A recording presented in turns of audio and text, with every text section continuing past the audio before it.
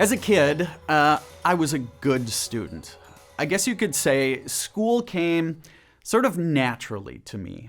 I was born with a sort of curiosity and enjoyed learning. I was a typical firstborn child with sort of a predisposition towards obeying the rules, paying attention in class, and doing the right thing, which included my homework as a young kid. And so, follow me here, as a kid, Christianity was a perfect fit for me. Sunday school teachers, they'd ask us to memorize verses. Done. Did that. When I got my first Bible, I loved to study the maps in the back. Remember those? I found it interesting that part of the Bible was originally written in Hebrew, other parts in Greek, and that hundreds and hundreds of years separated the time when the first words were written from when the last were written. I'd open my hymnal in the pew, and I learned to sing music. I learned musical notation by singing hymns next to my mother. As a natural learner, Christianity just fit for me as a young geeky boy. The problem came later. Later, I'd come to find that the church that fed my love for learning, it actually wasn't all that interested in feeding my intellect after all. You see, especially into adulthood, in some Christian circles, I found that the church actually seemed to suggest that too much learning could be a problem for you. It puts your faith in jeopardy. Some Christian leaders, they even mocked learning.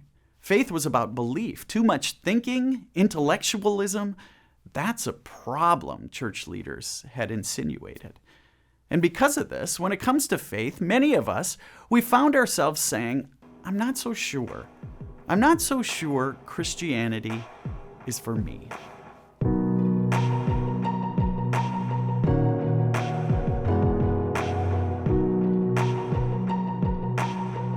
We've said this before. A recent study shows that 70% of students who grew up in church in middle school and high school participated in church. As they enter adulthood, 70% of students leave the church. They drop out, never to return.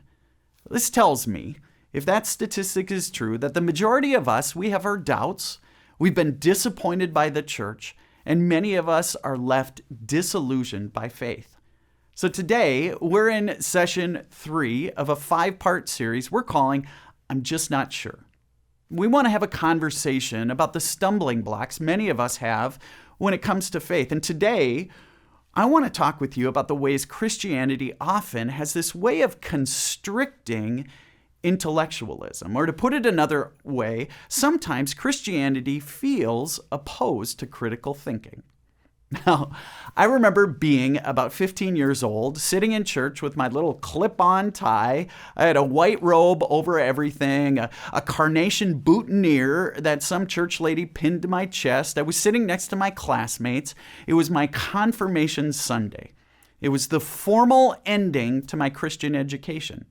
I, in 8th grade, had supposedly learned all there was to learn about the Christian life. I remember thinking, so that's it. For the rest of my life, I won't come to church to learn anything anymore. I imagined as I sat there what life would be like if all of our education stopped when we were 15 years old. Friends, in some ways, for many of us, Christianity has become something of a McDonald's, if you will. You know, the fast food restaurant. The menu is limited and predictable, but its familiarity feels as comforting as a cheeseburger. The problem is that it's lacking in nutritional value. It's had us wondering, where's the beef? Is there really beef in there? Growing up, I had questions. The Bible says God made the world in 6 days and rested on the 7th. But in science class, I learned about the Big Bang Theory and evolution. And when I asked about it, the only response was that we were to sort of tolerate what we learned in public school, but believe what you learned in Sunday school. The implication was too much critical thinking. It isn't good for you. Christianity is often conveyed as a matter of the heart, but not the head. We're told to stop thinking and just accept it by faith. Well, this continues into adulthood. You know this. Christians often are anti-medicine, anti-vaccination, anti-doctors. Christians denounce climate scientists whose data-driven conclusions have proven our climate is changing, and we're to blame. And they argue against this because, well, God's got the whole world in God's hands, right? Christians in some circles are anti-government because God, after all, is the ultimate rule maker and isn't bound by human rules. Christians resist scientific findings about sexual identity and mental health. Libraries are full of books that have been written and go ignored by some Christians who hide behind their walls, their big walls of bias. Here's what I love about Jesus. In the Bible, the authors record Jesus asking, get this, 307 questions. He was asked 183 questions, and guess how many questions he answers? He only answers 3 questions. Here's my conclusion. Jesus knows we have a lot of questions. He himself was curious. He was thoughtful. He was always wondering about things. He was patient with other people's questions, and he knew our questions, the real questions we have. Many of our questions, they take a lifetime of pondering.